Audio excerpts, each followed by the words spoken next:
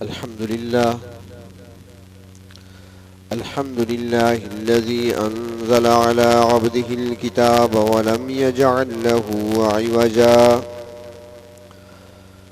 تبارك الذي جعل في السماء بروجا وجعل فيها سراجا وقمرا منيرا أشهد أن لا إله إلا الله وحده لا شريك له وأشهد أن سيدنا ومولانا محمدا عبده ورسوله أما بعد فأعوذ بالله من الشيطان الرجيم بسم الله الرحمن الرحيم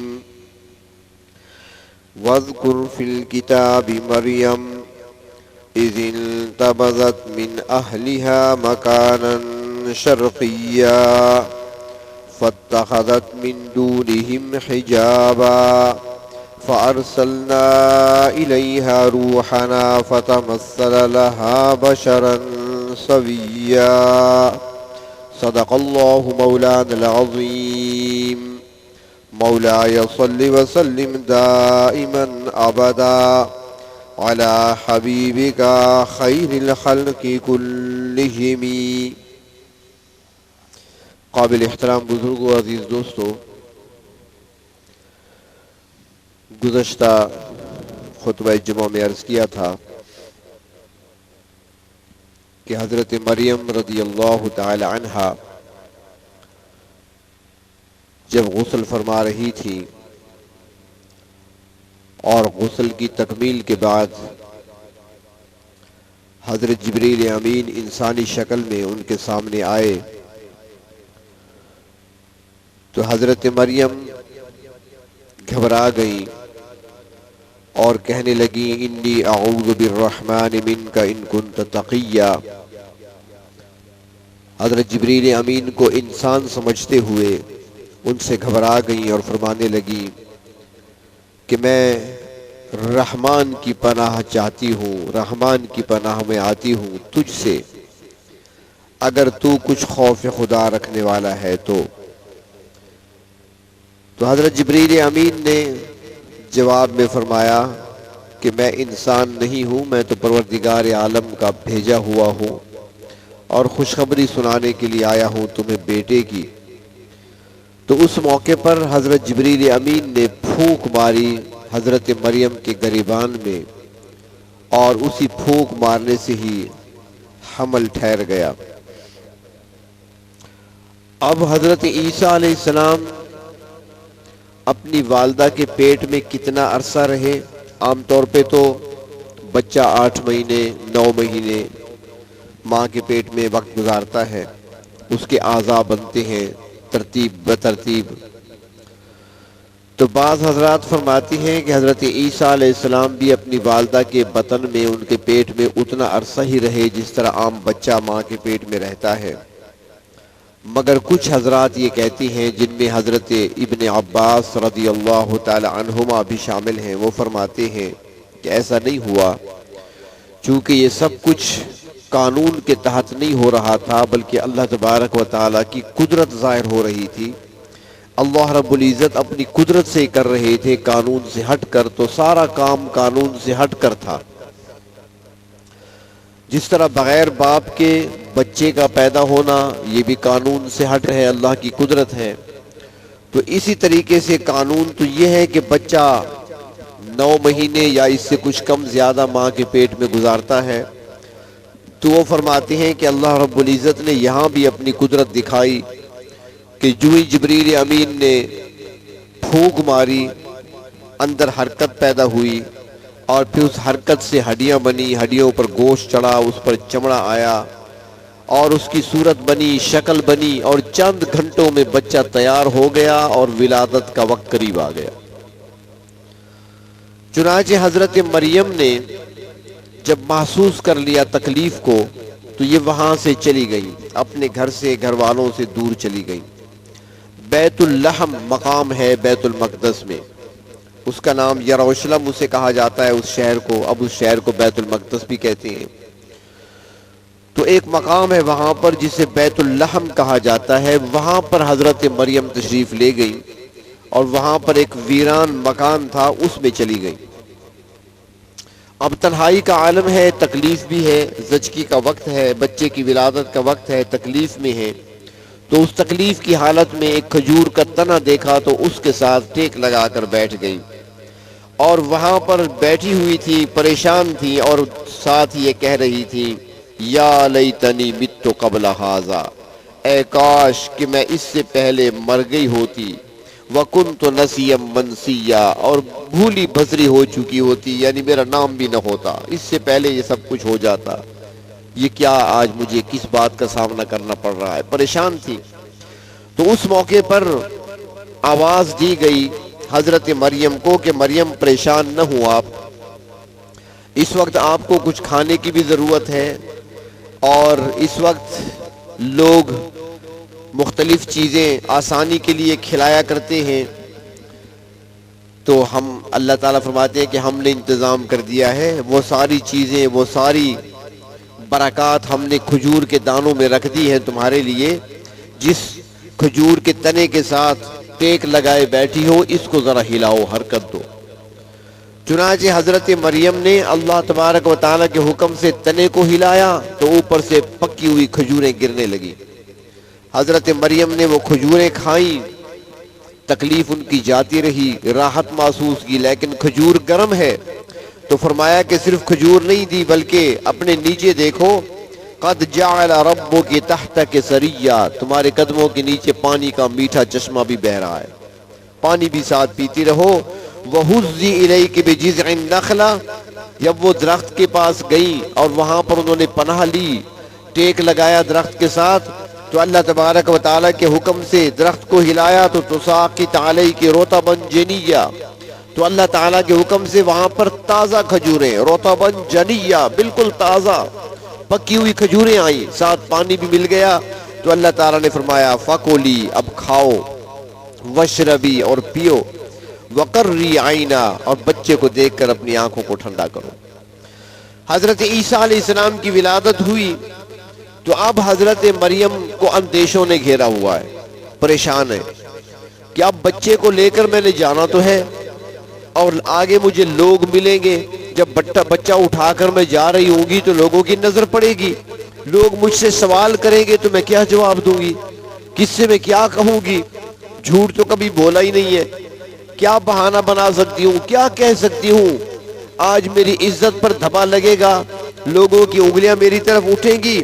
تو اللہ تبارک و تعالیٰ نے بتا دیا کہ یہ حل بھی ہم نکال دیتے ہیں کہ جب تم بچے کو لے کر جا رہی ہوگی اور کوئی بندہ تمہیں ملے اور تم سے بات کرنا چاہے، کچھ پوچھنا چاہے، فَقُولِي إِنِّي نَذَرْتُ لِلرَّحْمَنِ صَوْمًا، تو کہہ دینا کہ میں نے آج اپنے رب الرحمن کے لیے روزہ رکھا ہوا ہے۔ یہ اس زمانے میں خاموشی کا روزہ بھی ہوتا تھا، چپ کا روزہ، ہماری شریعت میں نہیں ہے، ہاں لیکن ایک بات ہے، شریعت میں نہیں ہے لیکن پرائمری اسکولوں میں ہے، شریعت میں نہیں ہے، پرائمری اسکولوں میں جب ہم پڑھتے تھے، آج کل کا تو پتہ نہیں، پرانی بات کر رہا ہوں، جب ہم پڑھتے تھے نا پرائمری کلاسوں میں، تو پرائمری ٹیچر جو ہوتی ہے نا بیچارے، وہ صبح 8 بجے سے لے کر 1 بجے تک اسی ایک ٹیچر نے پوری کلاس کو سنبھالنا ہوتا ہے سارا دن۔ اب یقیناً وہ پڑھا کے تھک بھی جاتے ہیں، تو جب تھک جاتے تھے نا استاد صاحب پڑھاتے ہوئے، بورڈ پر لکھتے ہوئے، لکھواتے ہوئے یا کام چیک کرتے ہوئے تھک جاتے، تو پھر ان کو شور اچھا نہیں لگتا، تو پھر وہ کیا کہتے تھے کہ آپ چپ کا روزہ رکھ لو، یعنی خاموش رہو، بولنا نہیں ہے، اب ایک پیریڈ آدھا گھنٹہ جتنا بھی ہوتا تھا استاد ان کو خاموش رکھتے تھے، آج کل بھی ہوگا شاید۔ تو یہ چپ کا روزہ شریعت میں نہیں ہے، پرائمری اسکولوں میں ہے۔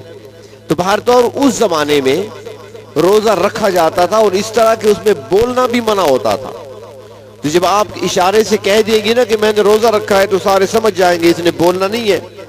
فَلَنْ أُكَلِّمَ الْيَوْمَ إِنْسِيًّا، یعنی آج میں بات بالکل نہیں کر سکوں گی، میں نے روزہ رکھا ہوا ہے۔ تو اب سوال کرنے والے جب سوال کریں گے تو اس کا جواب بس ایک ہی دینا ہے کہ میں نے بات نہیں کرنی، میرا روزہ ہے۔ چنانچہ حضرت مریم مطمئن ہو گئی، بچے کو اٹھایا، روانہ ہو گئی، سامنے سے جب لوگوں نے دیکھا تو وہ طنز کرنے لگے. قالوا یا مریم لقد جئت شیئا فریا یا اخت ہارون ما کان ابوک امرأ سوء وما کانت امک بغیا. نہ تو تمہارے باپ ایسے تھے نہ تمہاری والدہ بری خاتون تھی, یہ تو نے کیا کر دیا, بچہ کہاں سے لے کر آ گئی تو؟ تو حضرت مریم نے کیا کیا, فاشارت الیہ, بچے کی طرف اشارہ کر دیا اور فرمایا کہ جو پوچھنا ہے اس سے پوچھو. اب وہ سارے مزید حیران ہو گئے کہ یہ کیسی بات ہوئی, اب ہم بچے سے بات کریں, نو مولود سے بات کریں, ابھی پیدا ہوا ہے, ابھی لے کر آ رہی ہو گود میں اسے, ہم اس سے بات کریں؟ کیف نکلم من کان فی المہد صبیا, ہم اس بچے سے کیسے بات کریں جو گود میں پڑا ہوا ہے, ابھی نو مولود ہے, ابھی پیدا ہوا ہے, ہم اس سے بات کیسے کریں؟ ابھی تو وہ یہ حیرت میں ڈوبے ہوئے تھے نا کہ مریم نے اشارہ کیوں کر دیا اور ہم کیسے بچے سے پوچھیں. ابھی تو وہ اسی شش و پنج میں تھے کہ بچہ بول پڑا. قال انی عبد اللہ, تو میں میری ماں کی طرف انگلیاں نہ اٹھاؤ, سوال کرنے والوں میری ماں سے کچھ نہ پوچھو, مجھ سے پوچھو, میں بتاتا ہوں میں اللہ کا بندہ ہوں. جب اللہ کا بندہ ہوا تو بات ہی ختم ہو گئی. جب بندے اللہ کے ہیں تو اللہ جیسے پیدا کرے, چاہے اپنے قانون کے مطابق پیدا کرے, چاہے قدرت سے پیدا کرے, تو اللہ کو اختیار حاصل ہے.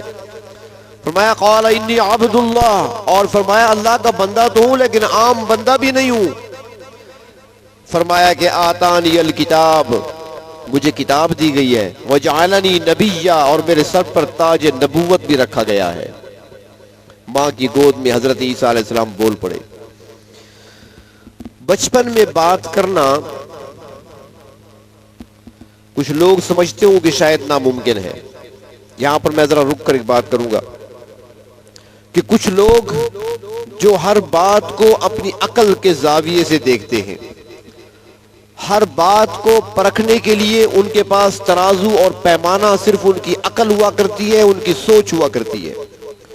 وہ محدود عقل رکھنے والے, بلکہ یوں کہنا زیادہ بہتر ہوگا کہ جن کے عقلوں میں فتور اور خرابی پائی جاتی ہے, پھر وہ اللہ کی قدرت کو نہیں سمجھ سکتے, پھر وہ تعویلیں کرنے لگتے ہیں. تو کئی لوگوں نے یہاں پر تعویلیں کی ہیں کہ بچپن میں بات کرنا یہ نہیں ہو سکتا, یہ ایک ایسی کیفیت پیدا ہو گئی ہوگی, ورنہ بچپن میں بات کرنا یہ کیسے ہو سکتا ہے, بچہ ابھی پیدا ہوا ہے ابھی بولنے لگ جائے. اور جن کو اللہ کی ذات پر یقین حاصل ہے تو پھر وہ کہتی ہیں کہ سب کچھ ہمارے لیے ناممکن ضرور ہے, اللہ کے لیے ناممکن کچھ نہیں. یہ ہمارے لیے مشکل ضرور ہے ایسا, لیکن اللہ کے لیے مشکل کوئی نہیں.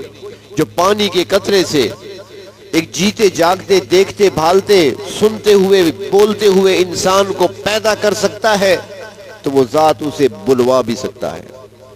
کیا بکری کا بچہ پیدا ہوتے ہی میں نہیں کہتا؟ کیا مرغی کا بچہ انڈے سے نکلتے ہی چو چو نہیں کرتا؟ تو اگر انسان کا بچہ بول پڑے تو کیا تردد ہے تمہیں؟ اور اس طرح کے واقعات کئی پیش آئے ہیں.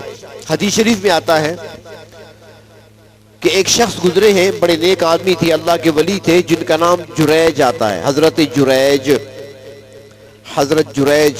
رحمت اللہ علیہ. بڑے نیک آدمی تھے اور وہ انہوں نے اپنا ایک عبادت خانہ بنایا ہوا تھا, بس اپنے معبد میں عبادت خانے میں رہتے تھے, وہاں پر اللہ کی یاد میں لگے رہتے تھے, بہت کم ہی باہر نکلتے تھے, کبھی ضرورت کے تحت باہر نکل آئے, ورنہ بس اپنے مشغول رہتے تھے اللہ کے ذکر و اذکار اور عبادت میں. تو ایک مرتبہ ایک عورت نے, ایک لمبا واقعہ ہے, ایک عورت نے ان پر الزام لگا دیا.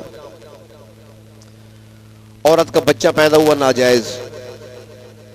لوگوں نے پوچھا کس کا ہے, تو اس نے جریج کا نام لے لیا, اس کا ہے. الزام لگا دیا. اور کیوں لگایا؟ کہ اس عورت نے حضرت جریج کو گناہ کی دعوت دی تھی, لیکن وہ خوف خدا کی وجہ سے بھاگ گئے تھے, انکار کر دیا تھا, میں گناہ نہیں کر سکتا, میں اپنے رب کو ناراض نہیں کر سکتا. عورت نے کہا اچھا میں تمہارے ساتھ دیکھوں گی. عورت بڑا فتنہ ہے. قرآن حکیم میں اللہ تعالیٰ فرماتی ہیں ان کیدکن عظیم, ان کا مکر بہت زیادہ ہے. تو دعا مانگا کریں, جب وہاں اور دعائیں پڑھتے ہیں نا وہاں یہ دعا بھی کیا کریں, اللہم انی اعوذ بک من فتنۃ النساء, یا اللہ مجھے عورتوں کے فتنے سے محفوظ رکھنا.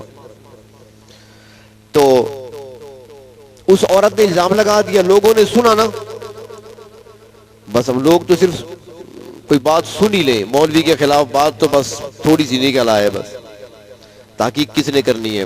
مولوی ہے تو ضرور اس نے ایسا کیا ہوگا، کوئی عالم ہے تو اس نے ضرور، مدرسے والے ایسے ہوتے ہیں، مسجدوں والے ایسے ہوتے ہیں، معاذ اللہ، یہ داڑھی والے ایسے ہوتے ہیں، یہ جملے روز سنتے ہیں ہم۔ تو وہاں بھی ایسے ہوا جب لوگوں نے سنا، اچھا یہ پیر بنا پھرتا ہے، یہ بڑی عبا پہن کر اور منہ پہ چادر ڈال کر بازار کی طرف ضرورت سے کبھی کبھار نکلتا ہے، یہ اندر چھپا رہتا ہے، ہم سمجھتے ہیں اللہ کی عبادت کر رہا ہے، یہ کام کرتا ہے وہاں پر۔ دیکھتے ہیں اس کے ساتھ سارے جمع ہو گئے، جوان وہاں پہنچے اور گھسیٹ کر ان کو باہر لے آئے، اب ان کو مار رہے ہیں، پیٹ رہے ہیں، ان کی جو عبادت خانہ تھا اس کو گرا دیا، اسے آگ لگا دی، جلا دیا، اب اس کو خوب مارا پیٹا جا رہا ہے، گھسیٹا جا رہا ہے، سارے لوگ جمع ہیں، جوان جمع ہیں، شور مچ رہا ہے۔ وہ کہتا ہے میرے جرم تو بتاؤ، میں نے کیا کیا ہے آخر، کیوں مجھے مارا جا رہا ہے؟ اس نے کہا تمہارا ناجائز بچہ آج ہم نے پکڑ لیا۔ کہاں ہے بچہ؟ مجھے بچہ تو دکھاؤ۔ چنانچہ وہ لے کر آئے، عورت کو لے آئے، بچہ اٹھائے ہوئے تھی، اس نے کہا یہ بچہ تمہارا ہے ناجائز، اور تم یہ غلط کام کرتے ہو، دین کے روپ میں یہ کام کرتے ہو، دینداری کے روپ میں یہ کام کرتے ہو۔ حدیث شریف میں آتا ہے کہ حضرت جریج کی آنکھوں میں آنسو تھے، آگے بڑھے اور بچے کے پیٹ پر اپنی انگلی رکھ دی، بچے کے پیٹ پر اپنی انگلی رکھ دی اور فرمایا بیٹا سچ سچ بتا دو تیرا باپ کون ہے؟ وہ بچہ ماں کی گود میں بول پڑا کہ فلاں چرواہا میرا باپ ہے، تم نہیں ہو، فلاں چرواہا ہے۔ پھر لوگوں کو سمجھ آئی کہ ہم نے کیا کیا، ایک اللہ والے کو ہم نے ستایا، بلا وجہ اس کو مارا، اس کا عبادت خانہ ہم نے گرا دیا، جلا دیا، معافیاں مانگنے لگے، حضرت معاف کر دیں، اگر آپ کہیں تو آپ کو ہم سونے چاندی کا عبادت خانہ بنوا دیتے ہیں، ہمیں معاف کر دیں۔ وہ کہنے لگے مجھے سونا چاندی نہیں چاہیے، مجھے وہی کچی جھونپڑی دوبارہ بنا دو، میرے لیے وہی ٹھیک ہے، میں نے سب کو معاف کیا۔ تو بچپن میں اس بچے نے بھی بات کر لی۔ اسی طرح حضرت یوسف علیہ السلام کی گواہی ایک دودھ پیتے شیرخوار بچے نے دی تھی، اور اس طرح آتا ہے حدیث شریف میں کہ فرعون کی بیٹی کے بال سنوارنے والی خاتون جو حضرت موسیٰ علیہ السلام کا کلمہ پڑھ چکی تھی، اور جب ہاتھ سے کنگھی گری اور اس نے بسم اللہ پڑھی، اللہ کا نام لیا، تو فرعون کی بیٹی نے سن لیا، اس نے باپ کو بتایا کہ یہ تو مسلمان ہو چکی ہے، یہ تو موسیٰ کا کلمہ پڑھ چکی ہے۔ تو فرعون نے اس کو سزا دی، اور پھر اس کے لیے تانبے کا گھوڑا تیار کیا گیا، اس کے نیچے آگ جلائی گئی، اور اس تانبے کے سرخ لال یعنی کہ جو خاکہ بنایا گیا، جو جسم بنایا گیا تھا گھوڑے کا تانبے سے، اس کے اندر تو کھلا تھا، وہ کھوکھلا تھا، تو جب وہ خوب گرم ہو گیا تو اسی کے اندر اس عورت کی گود میں بچہ تھا، پہلے وہ چھین کر اس میں ڈالا گیا، وہ منٹوں میں کباب بن گیا۔ اب عورت گھبرانے لگی تو بچے نے جلتے ہوئے وہاں پر سے آواز دی، ماں جی گھبرائے نہیں، جس کو لوگ آگ سمجھ رہے ہیں یہ تو بہارے ہیں، یہاں پر آ جاؤ۔ تو وہاں بھی بچہ بولا تھا۔ ایک اور واقعہ قرآن حکیم میں آتا ہے، اصحاب الاخدود، یہ قرآن پاک میں آتا ہے۔ اصحاب الاخدود نبی اکرم صلی اللہ علیہ وسلم کی بعثت سے 70 سال پہلے کا واقعہ ہے، یمن میں پیش آیا، اور یمن کے ظالم بادشاہ نے ہزاروں مسلمانوں کو جو توحید کا پرچار بھی کرتے تھے، توحید کے قائل تھے، ان کو آگ جلا کر جلا دیا تھا، خندقیں تیار کرائی تھی، خندقوں میں آگ جلائی تھی، ہزاروں کو ڈالا گیا تھا۔ تو اس میں اسی طرح ایک شیرخوار بچے کو ماں کی گود سے چھین کر آگ میں ڈالا گیا۔ اب اس ماں کی بھی باری آنے والی تھی، تو بچے نے آگ سے ہی پکار کر کہا تھا کہ اسبری یا امی، امی جان صبر کرنا، واویلا نہ کرنا، پریشان نہ ہونا، انکی علی الحق، تو ہی حق پہ ہے، کود جا آگ کے اندر، کچھ نہیں یہاں پر۔ تو بچے کئی مرتبہ اس طرح کئی واقعات آتے ہیں کہ بچپن میں وہ بات کر گئے، اور اس طرح کہ اللہ تبارک و تعالیٰ جہاں پیدا کرتے اور کرنے والے ہیں تو اللہ تعالیٰ کو یہ قدرت بھی حاصل ہے کہ وہ عمر کے کسی حصے میں بلوا سکتی ہیں۔ بچپن میں ماں کی گود میں بھی کوئی بول سکتا ہے، یہ عقل کے بھی خلاف نہیں ہے اور نقل کے بھی خلاف نہیں ہے۔ تو حضرت عیسیٰ علیہ السلام نے بچپن میں ہی گفتگو فرمائی اور لوگوں سے کہا کہ میری ماں کو الزام نہ دو، وہ پاک دامن ہیں، پاکیزہ ہیں، اور میں اللہ کا بندہ ہوں، میرے اللہ نے مجھے پیدا کیا، اور صرف یہ نہیں کہ بندہ ہوں بلکہ مجھے صاحب کتاب نبی بھی اللہ نے بنا کر بھیجا ہے۔ حضرت عیسیٰ علیہ السلام جن سے مخاطب تھے وہ بنی اسرائیل تھے، اور حضرت عیسیٰ علیہ السلام بنی اسرائیل کی طرف ہی مبعوث کیے گئے ہیں۔ بنی اسرائیل کے پیغمبر ہیں، عالمی پیغمبر نہیں ہیں، انٹرنیشنل نہیں ہے بلکہ نیشنل، قومی۔ بنی اسرائیل کی طرف نبی بن کر آئے ہیں حضرت عیسیٰ علیہ السلام۔ یہ واقعہ انجیل کے اندر درج ہے، آج بھی انجیل کے اندر موجود ہے، بائبل کے اندر دیکھا جا سکتا ہے۔ انجیل میں ہے کہ ایک عورت آئی حضرت عیسیٰ علیہ السلام کے پاس، اور اس نے آ کر کہا، اے اللہ کے نبی، میں آپ سے کچھ فیض حاصل کرنا چاہتی ہوں۔ حضرت عیسیٰ علیہ السلام نے فرمایا، کہاں سے آئی ہو، کس قبیلے سے تعلق ہے؟ اس نے کہا، میرا تعلق قبیلہ کنعان سے ہے۔ حضرت عیسیٰ علیہ السلام نے فرمایا کہ کنعان کا قبیلہ بنی اسرائیل میں سے نہیں ہے، اور میں تو بنی اسرائیل کی کھوئی ہوئی بھیڑوں کو اکٹھا کرنے کے لیے بھیجا گیا ہوں، میں دوسری قوموں کی طرف نہیں آیا نبی بن کر۔ وہ عورت کہنے لگی کہ آپ جس کی طرف بھی آئے ہیں، لیکن میں بھی تو انسان ہوں، میں بھی آئی ہوں، مجھے بھی کچھ چاہیے، میری رہنمائی فرمائیں، کچھ فیض مجھے بھی عطا فرمائیں، میں آپ سے کچھ برکات حاصل کرنا چاہتی ہوں۔ لیکن انجیل میں ہے کہ حضرت عیسیٰ علیہ السلام نے منت سماجت کرنے کے باوجود اس عورت کی دعوت کو قبول نہیں کیا، اس کو کلمہ نہیں پڑھایا، اس لیے کہ وہ بنی اسرائیل میں سے نہیں تھی، اور فرمایا کہ میں صرف بنی اسرائیل کا پیغمبر ہوں۔ یہ تو انجیل کی تھی، اور قرآن بھی یہی کہتا ہے، وَرَسُولًا إِلَىٰ بَنِي إِسْرَائِيل، اور عیسیٰ علیہ السلام بنی اسرائیل کی طرف پیغمبر بنا کر بھیجے گئے۔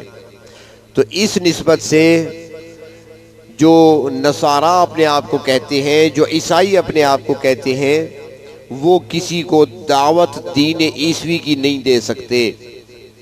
آج جو یہ ان کے مشنری ادارے کام کر رہے ہیں، ان کے بہت سارے مشن چل رہے ہیں کہ لوگوں کو عیسائیت کی طرف راغب کیا جائے، ان کو عیسائی مذہب کی طرف لایا جائے، یہ اپنے مذہب سے بھی غداری کر رہے ہیں۔ حضرت عیسیٰ علیہ السلام عالمی پیغمبر ہیں ہی نہیں، وہ تو سب کی طرف آئے نہیں ہیں، وہ تو صرف بنی اسرائیل کی طرف آئے ہیں، اور بنی اسرائیل کے نبی دوسروں کو کیسے قبول کر سکتے ہیں؟ اور ہم اگر دعوت دیتے ہیں دنیا کو، ہماری جماعتیں اگر بستر اٹھا کر دنیا میں گھومتی ہیں تو ہم حق رکھتے ہیں، اس لیے کہ جو ہمارے پیغمبر تشریف لائے وہ عرب کے نبی نہیں ہیں، وہ صرف عجم کے نبی نہیں ہیں، وہ کسی ایک قوم کی طرف نبی بن کر نہیں آئے، بلکہ انہوں نے تو یہاں آ کر اعلان کیا، اور اعلان پروردگار عالم نے خود کرایا۔ میرے محبوب اعلان کر دیجئے، یا ایھا الناس، سارے لوگوں کو خطاب فرمایا، سارے لوگ جہاں بھی رہتے ہیں، عجم ہیں یا عرب ہیں، مشرق میں ہیں یا مغرب میں ہیں، شمال میں ہیں، جنوب میں، جہاں بھی انسان رہتے ہیں، سب کو خطاب ہے، انی رسول اللہ الیکم جمیعا، میں تم سب کی طرف رسول بنا کر بھیجا گیا ہوں۔ وہ تو عالمی پیغمبر ہیں، ہم تو دعوت دے سکتے ہیں۔ اور اللہ تعالیٰ نے فرمایا کہ وما ارسلناک الا کافۃ للناس بشیرا ونذیرا، محبوب ہم نے آپ کو پوری انسانیت کے لیے رسالت کا تاج آپ کو پہنا کر ہم نے بھیجا ہے۔ تو آپ عالمی پیغمبر ہیں، جب عیسیٰ علیہ السلام صرف بنی اسرائیل کے پیغمبر ہیں بس۔ اور خود حضرت عیسیٰ علیہ السلام نے یہی فرمایا، ان کی اپنی زبان یہی ہے، انجیل بھی یہی کہتی ہے، قرآن بھی یہی کہتا ہے۔ اور اللہ تبارک و تعالی نے حضرت عیسیٰ علیہ السلام کو دلائل کے طور پر معجزات دے کر بھیجا۔ میں نے پہلے بھی کئی مرتبہ عرض کیا کہ اللہ رب العزت اپنے پیغمبروں کو نبوت کی دلیل کے طور پر معجزے عطا فرماتے ہیں، اور جس نبی کو جس قوم کی طرف بھیجا جاتا ہے تو اس قوم میں جو فن عروج پہ ہوتا ہے، اللہ تعالیٰ معجزہ اسی فن سے متعلق عطا فرماتے ہیں، وہ اسی سے تعلق رکھنے والا معجزہ ہوتا ہے۔ حضرت موسیٰ علیہ السلام تشریف لائے تو اس زمانے میں جادوگروں کا بڑا زور تھا، جادو پھیلا ہوا تھا، تو اللہ رب العزت نے معجزہ بھی ایسا عطا فرمایا کہ دنیا کے سارے جادوگروں کو نیچا دکھا دیا۔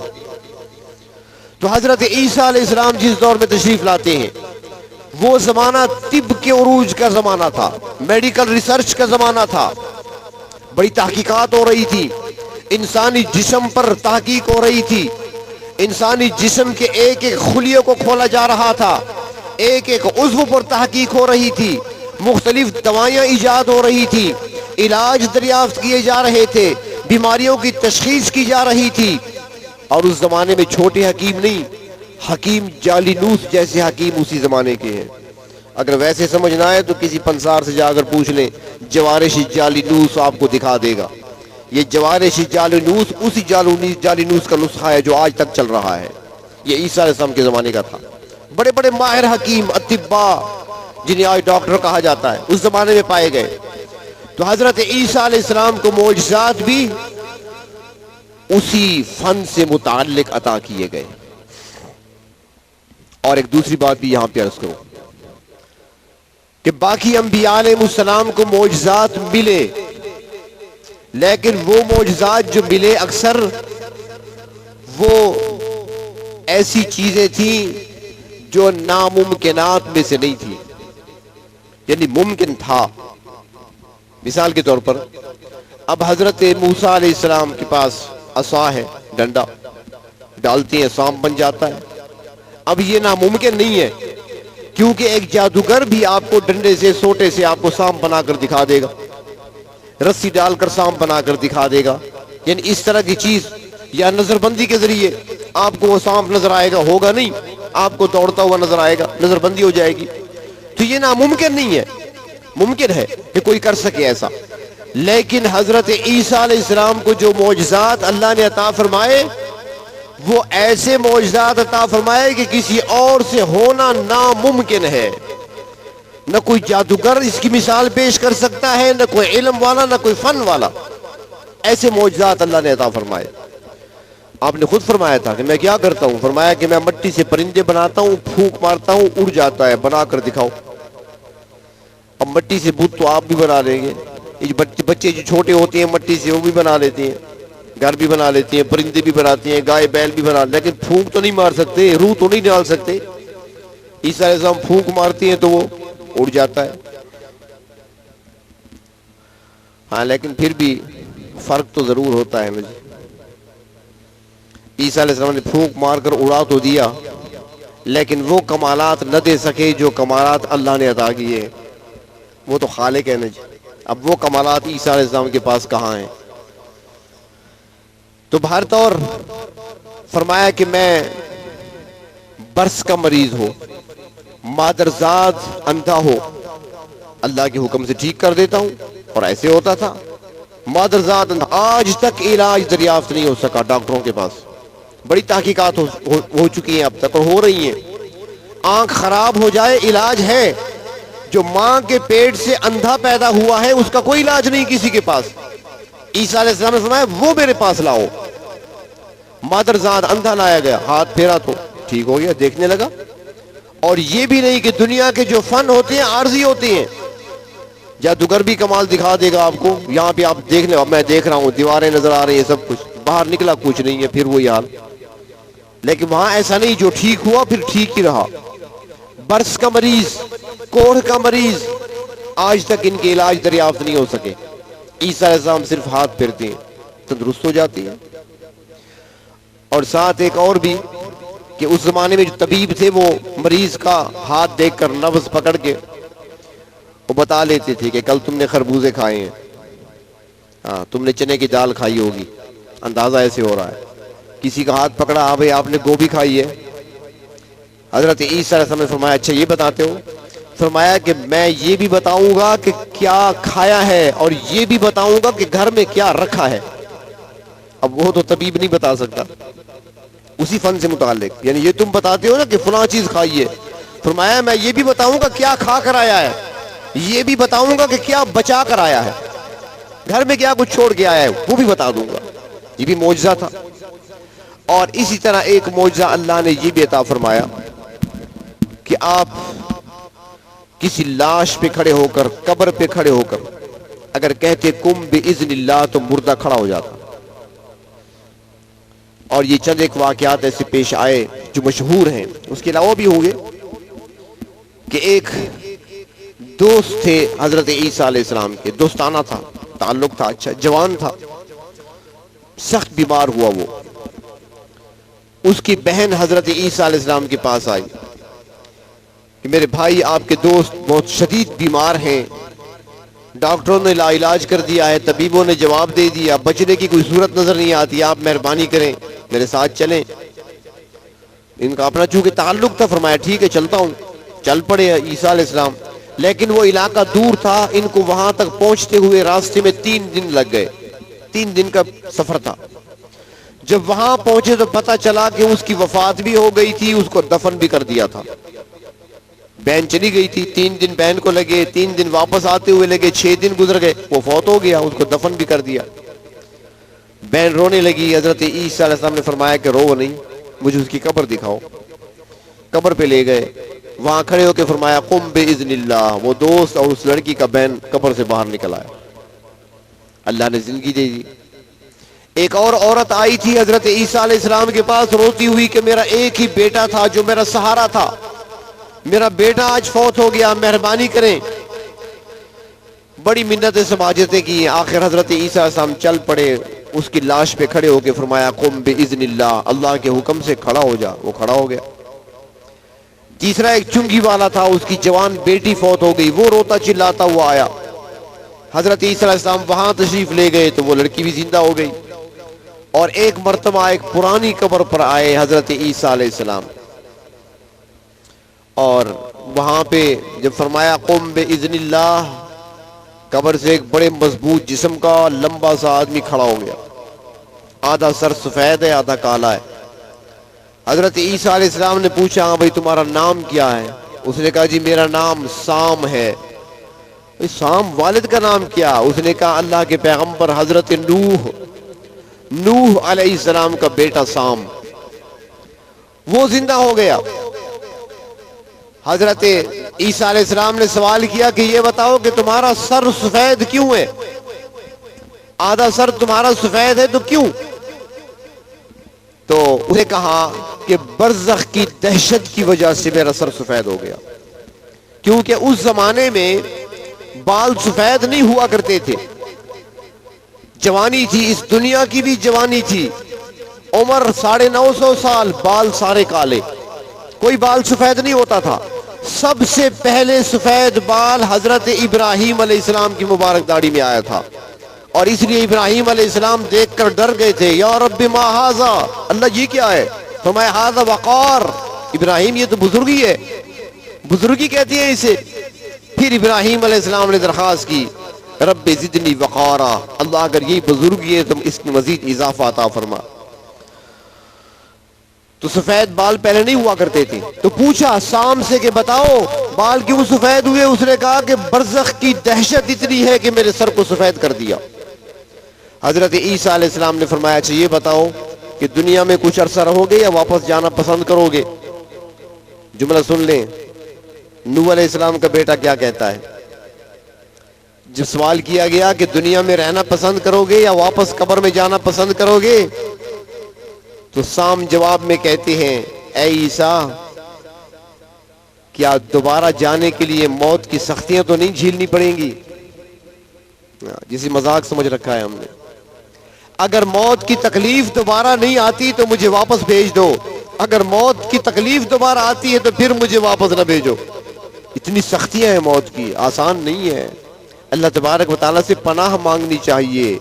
اللہ رب العزت سے، پروردگار عالم سے انسان کو چاہیے کہ وہ مدد مانگتا رہے. اللہ مدد فرمانا میری جب آئے موت کا وقت، سکرات موت میں میری مدد فرمانا، اللہ سے مدد مانگتے رہیں. تو جو حضرت عیسیٰ علیہ السلام نے، یہ ایک وقتی چیز نہیں تھی. میں نے پہلے عرض کیا کہ کچھ چیزیں ایسی ہوتی ہیں کہ ممکن ہوتی ہیں کوئی بھی آپ کے سامنے کسی کو کھڑا کر دے، وقتی طور پہ ہوگا. لیکن عیسیٰ علیہ السلام نے سوائے سام کے، نوح علیہ السلام کے بیٹے کے، انہوں نے واپس جانا پسند کیا تھا. باقی جو 3 جوان جن کو آپ نے زندہ کیا، انہوں نے لمبی عمر پائی، ان کی شادیاں ہوئیں، ان کی اولادیں ہوئیں، وہ دنیا میں زندہ رہے، وقتی طور پہ نہیں تھے. ایک عرصہ انہوں نے زمین پر دوبارہ گزارا موت کے بعد جو زندگی ان کو ملی تھی. تو اللہ رب العزت نے یہ معجزہ بھی حضرت عیسیٰ علیہ السلام کو عطا فرمایا. تو یہ معجزات لے کر حضرت عیسیٰ علیہ السلام قوم کے سامنے آئے، مگر قوم ان کی دو حصوں میں تقسیم ہو گئی. ایک نے تو الزام لگا دیا، ایک نے تو حضرت مریم پر الزام لگا دیا، اور آج تک وہ لگاتے ہیں جن کو یہودی کہا جاتا ہے. حضرت مریم کی پاک دامنی کو شک کی نظر سے دیکھتے ہیں. وہ برے القاب اور برے الفاظ سے یاد کیا کرتے تھے عیسیٰ علیہ السلام کو. اور دوسری طرف نصارہ اور عیسائی ہیں جنہوں نے حضرت عیسیٰ علیہ السلام کے ان معجزات کو جب دیکھا تو کہنے لگے یہ کام خدا کے سوا کوئی نہیں کر سکتا، لہٰذا یہ 3 خداؤں میں سے ایک خدا ہے یا خدا کا بیٹا ہے، معاذ اللہ. یہ عقیدہ انہوں نے پھر گھڑ لیا.